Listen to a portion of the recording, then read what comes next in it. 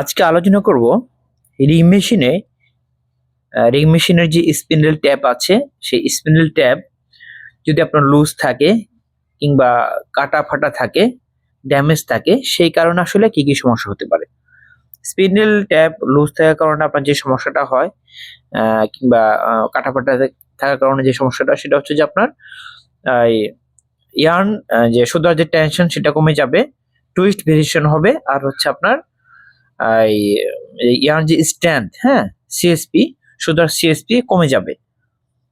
তো এই জন্য আমাদের সঠিক সময়ে স্পিন্ডেল ট্যাপ চেঞ্জ করতে হবে যখন আপনার কাটা ফাটা থাকে কিংবা যখন আপনার ট্যাপ লুজ থাকে। সাথে সাথে যে কর্মরত যে দায়িত্বরত আছে তাকে দিয়ে সাথে সাথে সেটা ফিট করে নিতে হবে। ঠিক আছে, তাহলে কিন্তু আপনার যদি আমরা সঠিকভাবে ফিট না করি সেক্ষেত্রে আপনার ইয়ার্ন কোয়ালিটি কিন্তু খারাপ হবে। ঠিক আছে, এই হচ্ছে আজকের টপিক।